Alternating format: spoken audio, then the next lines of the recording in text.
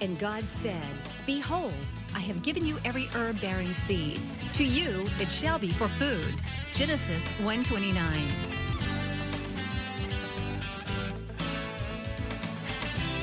Man did eat angels' food. He sent them meat to the full. Psalm 78:25. Everyday Manna with Lisa.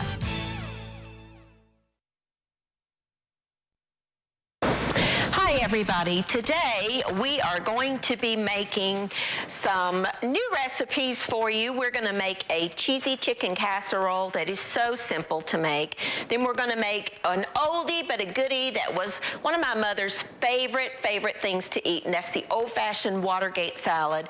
And then we're going to serve some biscuit bites alongside of our casserole. So let's get started with the casserole. Now my oven is preheated to 375 degrees, and this is an all-in-one pot meal that is so simple. Now in this bowl I have about a cup and a half of water, and I have 1 can of cream of chicken soup, just the soup concentrate.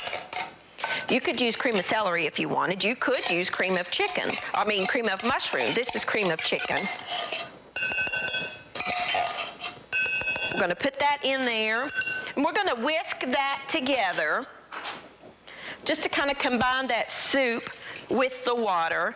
I have in this little bowl just about a teaspoon of just the dried minced onion flakes. Now you could use onion powder, or you could mix in some, a finely minced onion if you wanted to. Got some chicken pieces in there in that soup. And I'm gonna pour this in the bottom of a casserole dish. Then to that, let me move it up here. Those are just little bits of chicken out of the soup, which is fine. We're gonna add 1 cup of instant rice, just plain old instant rice, not cooked, just straight raw rice. Then 1 bag, or about 2 cups or so, of just frozen vegetables, whatever blend you like. This blend, these are still frozen, so I'm going to kind of separate the pieces out. This has broccoli, carrots, sugar snap peas, which are what these are. These are sugar snap peas, and they're so good.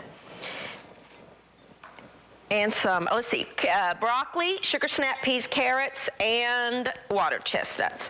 Just a frozen vegetable blend. You can use whatever kind that you like.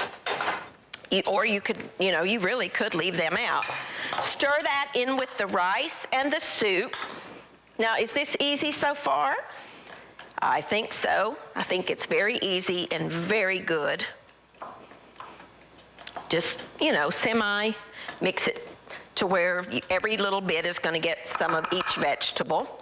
Then we have some chicken breasts. Now these are 6 boneless, skinless chicken breasts, and they're all about the same size. Now sometimes when you buy chicken breasts, you will have one end that's fatter than the other. If that is the case, you need to pound them out with a rolling pin or a meat mallet until they're all about the same size, which these are. And I'm going to season them with a little bit of salt, because remember, I didn't add any salt to that, because that soup is quite salty. And some pepper.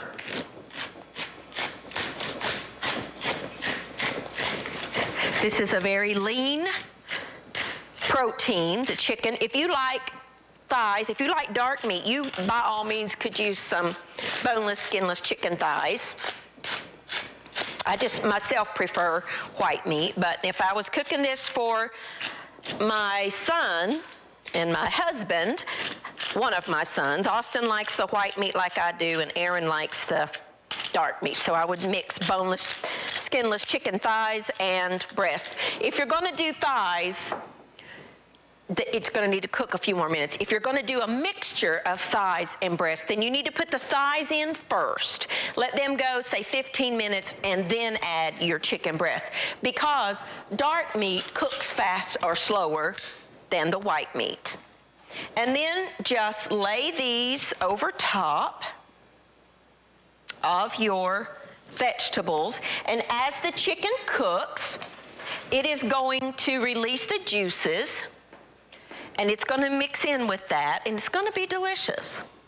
Just nestle them in there, just like that. And remember, anytime that you're working with raw poultry, anything that touches that raw poultry gets immediately put in the sink or the dishwasher. If you touch it, your hands need to get washed and, you know, clean, because you do not want to cross-contaminate your stuff. So all my dishes are going to go in the sink. Excuse me, that was loud. And then we're going to top this with some shredded cheddar cheese. You could use Swiss, you could use Colby, you could use any kind of cheese you really wanted. And the cheese will melt and go down in that sauce a little bit. Just a little bit of cheese on each one. Then you're going to cover it with some foil. And you're going to put it in your oven, and it's going to bake for about 30 minutes.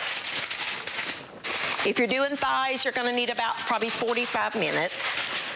It's just going to bake. I'm sealing that in because I want to hold in the heat. So let's take this to the oven, and we're going to put it in and let it bake. And there you go. That just needs to bake for about 30 minutes. I'm going to take a quick break, going to clean up, and when I come back, we're going to make one of my mother's favorite things, Watergate salad. I'll be back in just a minute.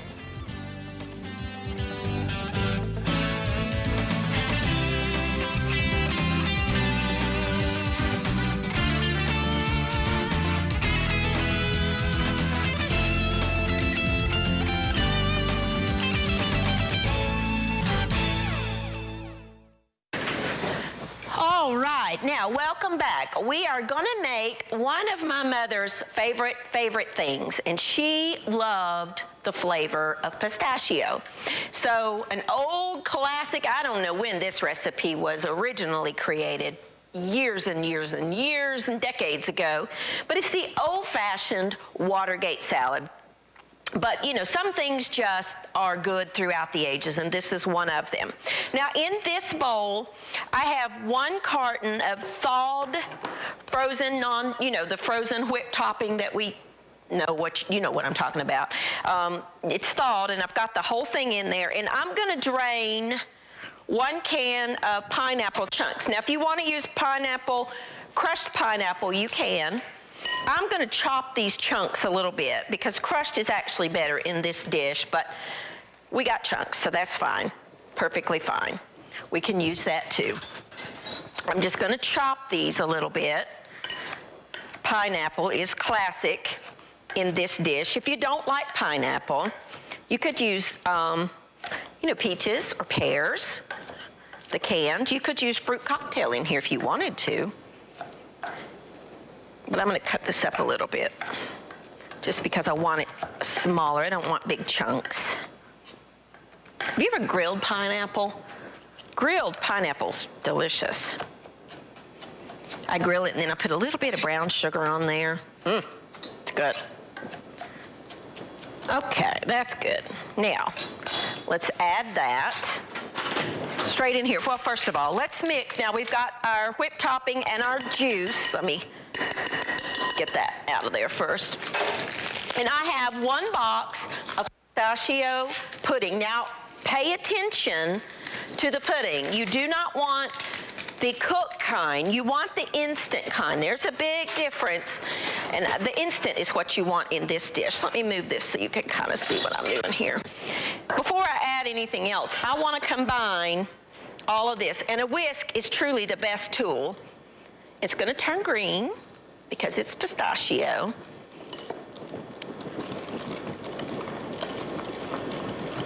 and just combine the juice of the pineapple. Now, if you were using crushed pineapple, you wouldn't have to drain it. You could just put it all in there. But I like to combine all that first. Now, we're going to add our pineapple. This is a simple, easy dish. And really, all of these dishes that I am making today would be perfect for like a potluck, or, you know, sometimes you'll go to maybe a dinner after church or something like that.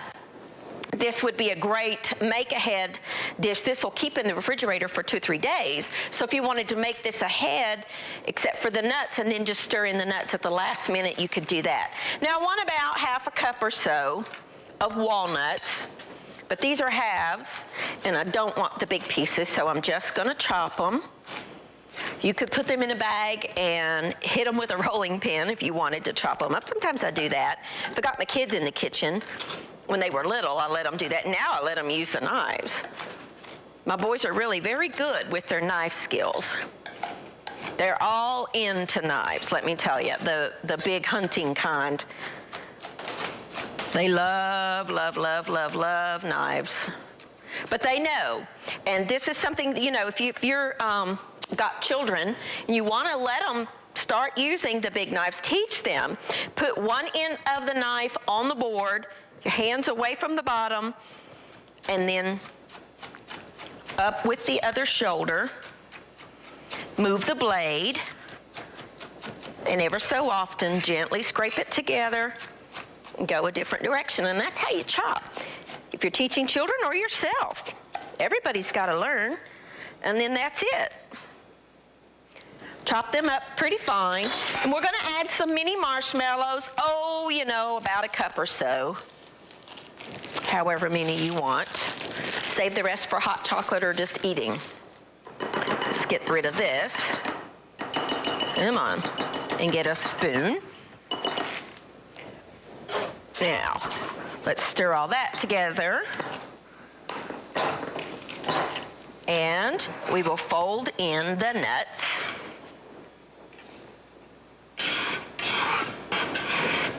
And this needs to chill.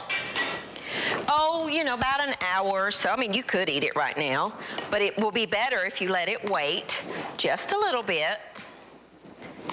And then it will, you know, chill and be good. And that's it, my friend. That's all you need to do for the classic Watergate salad. One of my mother's favorites. She loved it. So we're going to take a break, quick clean up here, and when I come back, our chicken should be done, and we will make our wonderful herbed biscuit bites to go alongside. I'll be back in just a minute.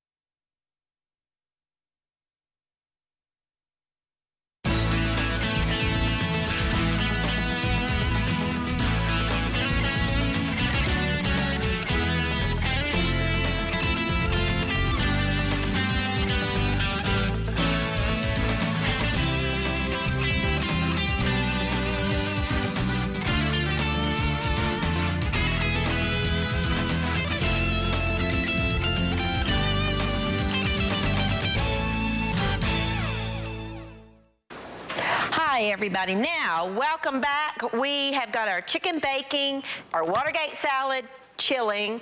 We're going to make our herbed biscuit bites, and to go alongside that, we're going to make something that is from my childhood.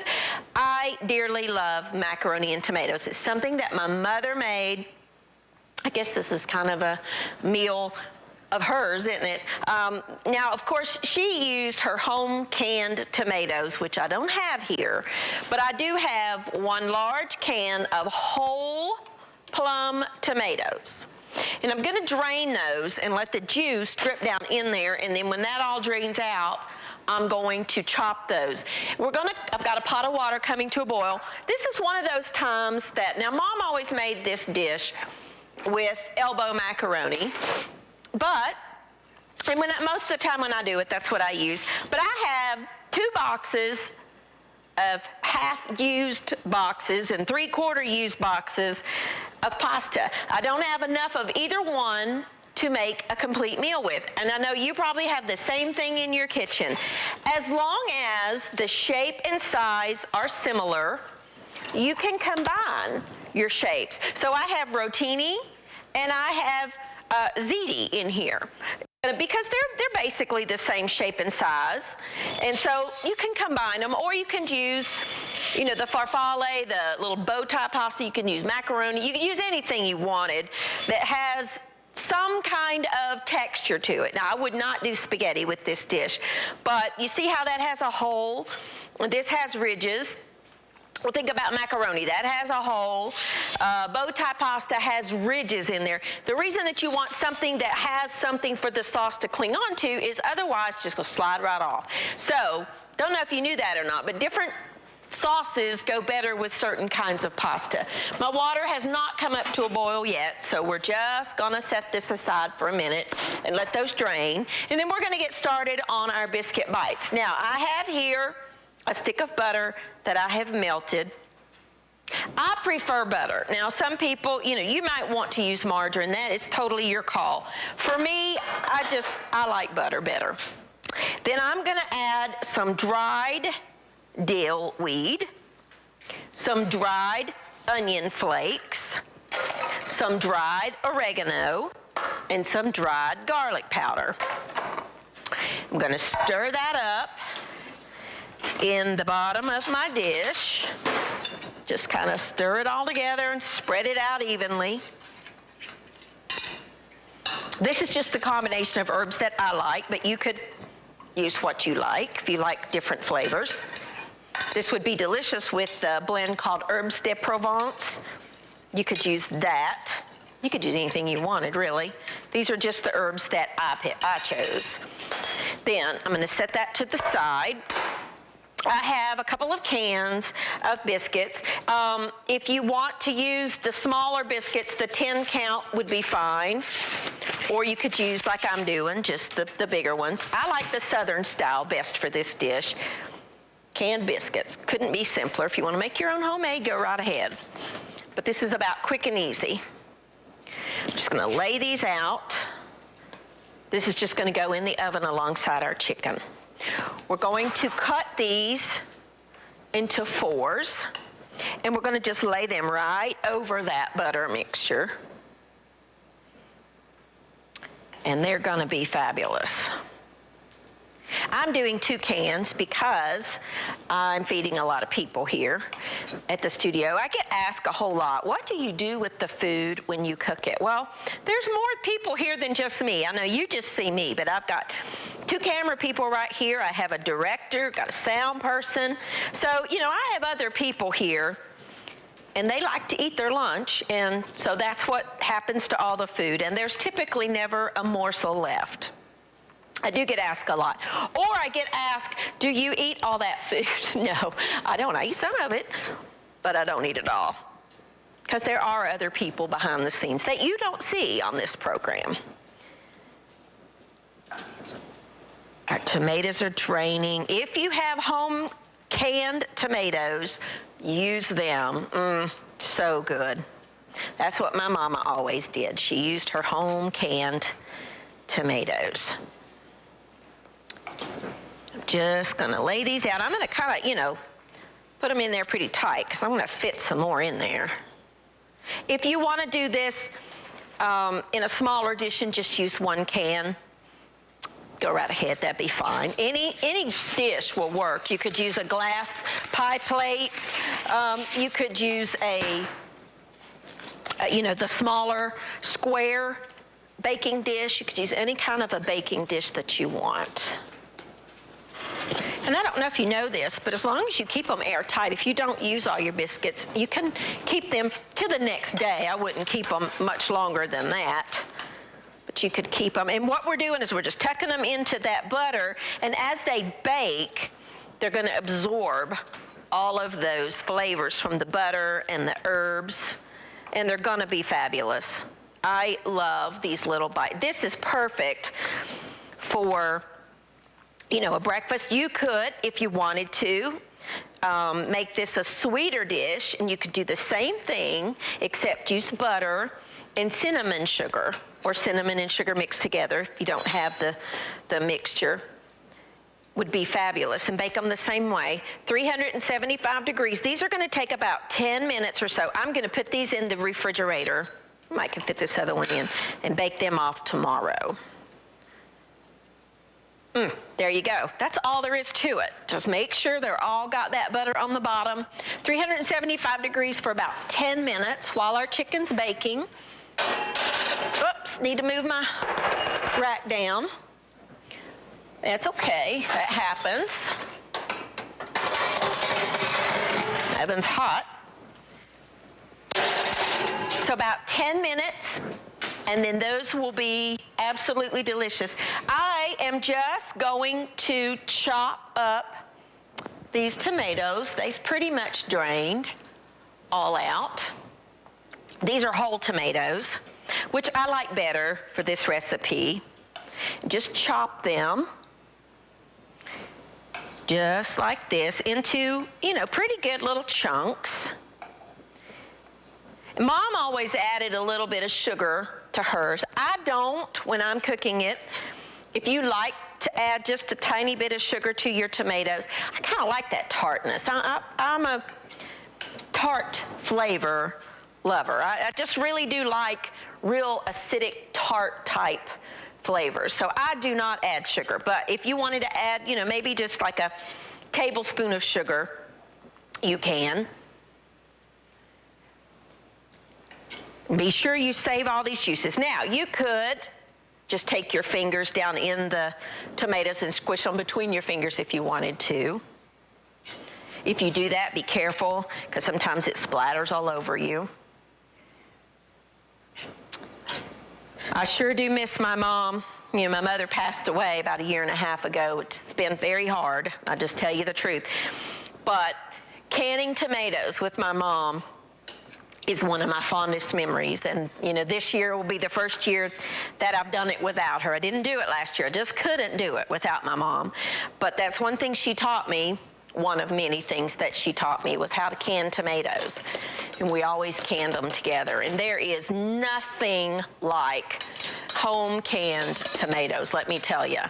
They are fabulous. If you've never had them, you are missing a treat. Now, just take your hands and put these back down in the pot, and you want to heat these. So I'm just gonna turn them on low. I'm gonna take a quick break. I'm just gonna put the tomatoes on low. I'm gonna put the pasta in to cook.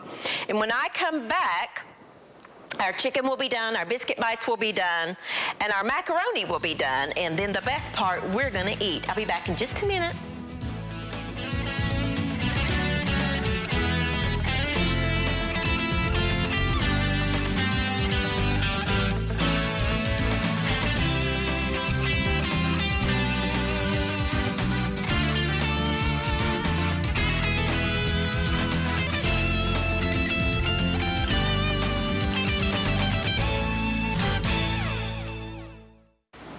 All right, now everything is done.